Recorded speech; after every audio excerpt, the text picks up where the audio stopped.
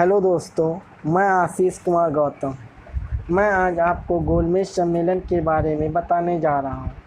यदि आपको यह गोलमेज सम्मेलन पीपीटी अच्छी लगे तो प्लीज़ चैनल को सब्सक्राइब करिए और शेयर करना मत भूलिए। चलिए शुरू करते हैं। गोलमेज सम्मेलन नमक यात्रा के कारण ही अंग्रेज़ों को यह एहसास हुआ था कि अब उनका राज बहुत दिन नहीं टिक सकेगा और उन्हें भारतीयों को भी सत्ता में हिस्सा देना पड़ेगा। इस लक्ष्य को ध्यान में रखते हुए ब्रिटिश सरकार ने लंदन में गोलमेज सम्मेलनों का आयोजन शुरू किया। अंग्रेज़ सरकार द्वारा भारत में संवैधानिक सुधारों पर चर्चा के लिए 1930 से 1932 के बीच सम्मेलनों की एक श्रृंखला के तहत 3 गोलमेज सम्मेलन आयोजित किए गए थे। यह सम्मेलन मई 1930 में साइमन आयोग द्वारा प्रस्तुत की गई रिपोर्ट के आधार पर संचालित किए गए थे। भारत में स्वराज या स्वशासन की मांग तेज़ी से बढ़ रही थी। 1930 के दशक तक कई ब्रिटिश राजनेताओं का मानना था कि भारत में अब स्वशासन लागू होना चाहिए।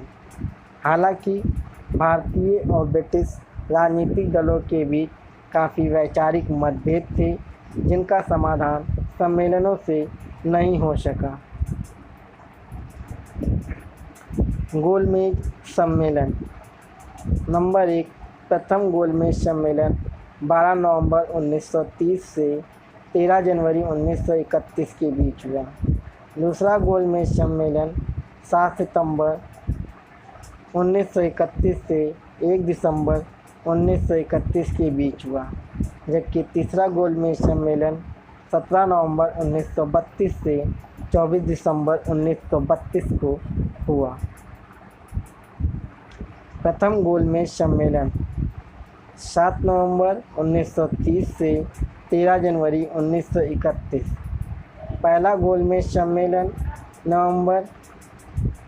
7 नवंबर 1930 से में आयोजित किया गया, जिसमें देश के प्रमुख नेता शामिल नहीं हुए। इसी कारण अंततः यह बैठक निरर्थक साबित हुई। यह आधिकारिक तौर पर जॉर्ज पंचम ने 12 नवंबर 1930 को प्रारंभ किया और इसकी अध्यक्षता ब्रिटेन के प्रधानमंत्री रामसे मैकडॉनल्ड ने की। 3 ब्रिटिश राजनीतिक दलों का प्रतिनिधित्व 16 प्रतिनिधियों द्वारा किया गया। अंग्रेज़ों द्वारा शासित भारत से 57 राजनीतिक नेताओं ने और रियासतों से 16 प्रतिनिधियों ने भाग लिया। हालांकि भारतीय राष्ट्रीय कांग्रेस और व्यापारिक नेताओं ने सम्मेलन में भाग नहीं लिया। उनमें से कई नेता सविनय अवज्ञा आंदोलन में भाग लेने के कारण जेल में थे। जनवरी 1931 में गांधी जी को जेल से रिहा किया गया।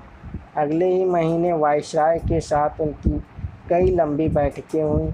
इन्हीं बैठकों के बाद गांधी-इरविन समझौते पर सहमति बनी, जिसकी शर्तों में सविनय अवज्ञा आंदोलन को वापस लेना, सारे कैदियों को रिहाई और तटीय इलाकों में नमक उत्पादन की अनुमति देना शामिल था।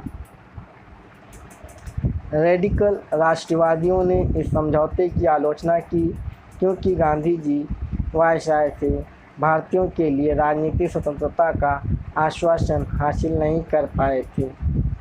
गोलमेज सम्मेलन का चित्र आपके सामने प्रस्तुत है। प्रथम गोलमेज सम्मेलन में हिस्सा लेने वाले राजनीतिक पार्टी नंबर 1 मुस्लिम लीग, जिसमें मौलाना मोहम्मद अली जौहर, मोहम्मद अली शफी, आगा खां, मोहम्मद अली जिन्ना, मोहम्मद जफरुल्लाह खां, ए.के. फजलुल हक शामिल थे। दूसरा हिंदू महासभा, जिसमें बी.एस. मुंजे और एम.आर. जयकर शामिल थे। तीसरा उदारवादी, जिसमें तेज बहादुर सप्रू, सी.वाई. चिंतामणि और श्रीनिवास शास्त्री शामिल थे। चौथा सिख, सरदार उज्ज्वल सिंह। पांचवा कैथोलिक ईसाई, ए.टी. पन्नीर सेल्वम और छठा दलित वर्ग जिसमें B.R. अम्बेडकर शामिल थे और 7वां रियासतें अकबर हैदरी हैदराबाद के दीवान, मैसूर के दीवान सर मिर्ज़ा इस्माइल, ग्वालियर के कैलाश नारायण हक्सर, पटियाला के महाराजा भूपिंदर सिंह, बड़ौदा के महाराजा सयाजीराव गायकवाड़ तृतीय, जम्मू और कश्मीर के महाराजा हरि सिंह, बीकानेर के महाराजा गंगा सिंह, भोपाल के नवाब हमीदुल्ला खां, नवानगर के एस रणजीत सिंह जी, अलवर के महाराजा जयसिंह प्रभाकर और इंदौर, रीवा, धौलपुर, कोरिया, सांगली और सरीला के शासक शामिल थे। एक अखिल भारतीय महासंघ बनाने का विचार चर्चा का मुख्य बिंदु बना रहा। सम्मेलन में भाग लेने वाले सभी समूहों ने इस अवधारणा का समर्थन किया। कार्यकारिणी सभा से व्यवस्थापिका सभा तक की जिम्मेदारियों पर चर्चा की गई और B.R. अम्बेडकर ने अछूत लोगों के लिए अलग से राजनीतिक प्रतिनिधि की मांग की। यह वास्तव में दलितों के लिए उपहार था, उनको भी इस प्रकार अनदेखा नहीं किया जा सकता था। प्रथम गोलमेज सम्मेलन नवंबर 1930 से जनवरी 1931 के बीच हुआ था। दूसरा गोलमेज सम्मेलन 7 सितंबर 1931 से 1 दिसंबर 1931 के बीच। दूसरा गोलमेज सम्मेलन 1931 के आखिर में लंदन में आयोजित हुआ। उसमें गांधी जी कांग्रेस का नेतृत्व कर रहे थे। गांधी जी का कहना था कि उनकी पार्टी पूरे भारत का प्रतिनिधित्व करती है। इस दावे को 3 पार्टियों ने चुनौती दी। इसमें मुस्लिम लीग का कहना था कि वह मुस्लिम अल्पसंख्यकों के हित में काम करती है। राज्य रजवाड़ों का दावा था कि कांग्रेस उनके नियंत्रण वाले भूभाग पर कोई अधिकार नहीं है। तीसरी चुनौती तेज-तर्रार वकील और विचारक B.R. अम्बेडकर की तरफ से थी, जिनका कहना था कि गांधी जी और कांग्रेस पार्टी निचली जातियों का प्रतिनिधित्व नहीं करते।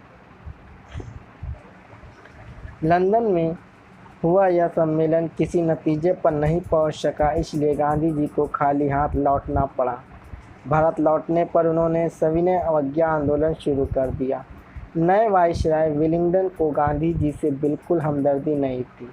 अपनी बहन को लिखे एक निजी खत में विलिंगडन ने लिखा था कि अगर गांधी ना होता तो यह दुनिया वाकई बहुत खूबसूरत होती। वह जो भी कदम उठाता है उसे ईश्वर की प्रेरणा का परिणाम कहता है, लेकिन असल में इसके पीछे एक गहरी राजनीतिक चाल होती है। देखता हूँ कि अमेरिकी प्रेस उसको गजब का आदमी बताती है, लेकिन सच यह है कि हम निहायत अव्यावहारिक, रहस्यवादी और अंधविश्वासी जनता के बीच रह रहे हैं, जो गांधी को भगवान मान बैठी है।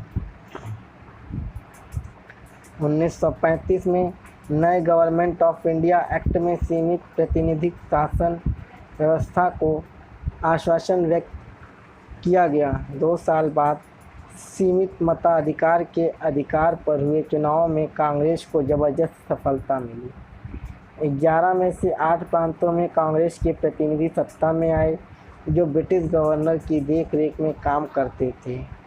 कांग्रेस मंत्रिमंडलों की सत्ता में आने के 2 साल बाद सितंबर 1939 में दूसरा विश्व युद्ध शुरू हो गया। महात्मा गांधी और जवाहरलाल नेहरू दोनों ही हिटलर नाज़ियों के कड़े आलोचक थे। तदनुरूप उन्होंने फैसला लिया कि अगर अंग्रेज युद्ध समाप्त होने के बाद भारत को स्वतंत्रता देने पर राजी हो तो कांग्रेस उनके युद्ध प्रयासों में सहायता दे सकती है। सरकार ने उनका प्रस्ताव खारिज कर दिया। इसके विरोध में कांग्रेसी मंत्रिमंडल ने अक्टूबर 1939 में इस्तीफा दे दिया। दूसरा गोलमेज सम्मेलन सितंबर से दिसंबर के बीच 1931 में हुआ, जिसमें यहाँ दूसरे गोलमेज सम्मेलन में आप देख सकते हैं गांधी जी सम्मिलित हुए थे। पहले गोलमेज सम्मेलन से दूसरा गोलमेज सम्मेलन 3 प्रकार से भिन्न था।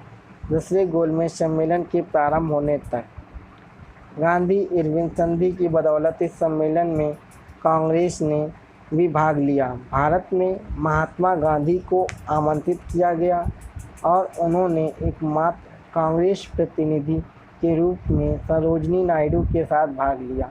इसके अलावा मदन मोहन मालवीय, घनश्याम दास बिरला, मोहम्मद इकबाल, सर मिर्ज़ा इस्माइल मैसूर के दीवान एस.के. दत्ता और सर सैयद अली इमाम ने भी भाग लिया। गांधी जी ने दावा किया कि एकमात्र कांग्रेस ही भारत का राजनीतिक प्रतिनिधित्व करती है और अछूत लोग हिंदू लोग हैं और उन्हें अल्पसंख्यक के रूप में नहीं देखा जाना चाहिए और मुसलमानों या अन्य अल्पसंख्यकों के लिए पृथक मतदाता अथवा अन्य किसी भी प्रकार के सुरक्षा उपाय नहीं होने चाहिए। अन्य भारतीय सहभागियों ने इस दावे को अस्वीकार कर दिया। गांधी इरविन संधि के अनुसार गांधी जी को नागरिक अवज्ञा आंदोलन को बंद करने को कहा गया और यदि वे ऐसा करते हैं तो ब्रिटिश सरकार आपराधिक कैदियों को छोड़कर अन्य कैदियों को मुक्त कर देगी। आपराधिक कैदियों से तात्पर्य उन कैदियों में से था जिन्होंने ब्रिटिश अधिकारियों को मारा था। परिणामों से निराश और खाली हाथ महात्मा गांधी भारत लौटे। राष्ट्रीय सरकार 2 सप्ताह पूर्व लंदन में लेबर सरकार गिर गई थी। रामसे मैकडोनाल्ड अब कंजर्वेटिव पार्टी के प्रभुत्व वाली राष्ट्रीय सरकार की अध्यक्षता कर रहे थे। वित्तीय संकट सम्मेलन के दौरान ब्रिटेन सरकार ने स्वर्ण मानक की विनिमयता रद्द कर दी, जिससे राष्ट्रीय सरकार का ध्यान भी भंग हो गया। सम्मेलन के दौरान गांधी जी मुस्लिम प्रतिनिधित्व और सुरक्षा उपायों पर मुसलमानों के साथ कोई समझौता नहीं कर पाए।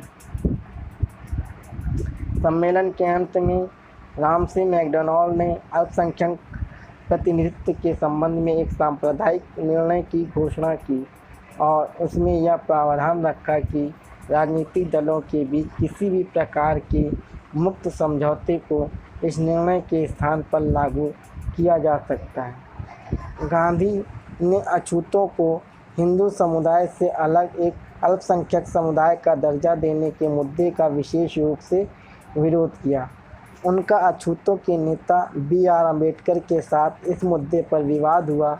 अंततः दोनों नेताओं ने इस समस्या का हल 1932 की पुनः संधि द्वारा निकाला। युद्ध समाप्त। मार्च 1940 में मुस्लिम लीग ने पाकिस्तान के नाम से एक पृथक राष्ट्र की स्थापना का प्रस्ताव पारित किया और उसे अपना लक्ष्य घोषित कर दिया। अब राजनीतिक भूदृश्य काफ़ी जटिल हो गया था। अब यह संघर्ष भारतीय बनाम ब्रिटिश नहीं रह गया था। अब यह कांग्रेस, मुस्लिम लीग और ब्रिटिश शासन 3 धुरियों के बीच का संघर्ष था। इसी समय ब्रिटेन में एक सर्वदलीय सरकार सत्ता में थी, जिसमें शामिल लेबर पार्टी के सदस्य भारतीय आकांक्षाओं के प्रति हमदर्दी का रवैया रखते थे, लेकिन सरकार के मुखिया प्रधानमंत्री विंस्टन चर्चिल कट्टर साम्राज्यवादी थे। उनका कहना था कि उन्हें सम्राट का सर्वोच्च मंत्री इसलिए नहीं नियुक्त किया गया कि वह ब्रिटिश साम्राज्य को टुकड़े टुकड़े कर देते। 1942 के बसंत में चर्चिल ने गांधी जी और कांग्रेस के साथ समझौते का रास्ता निकालने के लिए अपने एक मंत्री सर स्टैफोर्ड क्रिप्स को भारत भेजा। क्रिप्स के साथ वार्ता में कांग्रेस ने इस बात पर जोर दिया कि अगर धुरी शक्तियों से भारत की रक्षा के लिए ब्रिटिश शासन कांग्रेस का समर्थन चाहता है तो वायसराय को सबसे पहले अपनी कार्यकारी परिषद में किसी भारतीयों को एक रक्षा सदस्य के रूप में नियुक्त करना चाहिए। इसी बात पर वार्ता टूट गई, जिससे कई राजनीतिक विचार बने। तीसरा गोलमेज सम्मेलन 17 नवंबर 1932 से 24 दिसंबर 1932। यदि आपको ये गोलमेज सम्मेलन अच्छा लगे तो प्लीज़ शेयर करना और सब्सक्राइब करना मत भूलिएगा। तीसरा और अंतिम सत्र 17 नवंबर 1932 को प्रारंभ हुआ। मात्र 40 प्रतिनिधियों ने इस सम्मेलन में भाग लिया, क्योंकि अधिकतर मुख्य भारतीय राजनीतिक प्रमुख इस सम्मेलन में मौजूद नहीं थे। ब्रिटेन की लेबर पार्टी और भारतीय राष्ट्रीय कांग्रेस ने इस सत्र में भाग लेने से इनकार कर दिया। इस सम्मेलन में एक कॉलेज छात्र चौधरी रहमत अली ने विभाजित भारत के मुस्लिम भाग का नाम पाकिस्तान, जिसका अर्थ है पवित्र भूमि, रखा। उसने पंजाब का पंजाब, अफगान से कश्मीर से सिंध से और बलूचिस्तान से तान लेकर यह शब्द बनाया। जिन्ना ने इस सम्मेलन में हिस्सा नहीं लिया। सितंबर 1931 से मार्च 1933 तक सैमुअल होरे के पर्यवेक्षण में प्रस्तावित सुधारों को लेकर प्रपत्र बनाया गया, जिसके आधार पर भारत सरकार का 1935 का अधिनियम बना। नोट: बीकानेर महाराज गंगा सिंह ने तीनों सम्मेलनों में भाग लिया।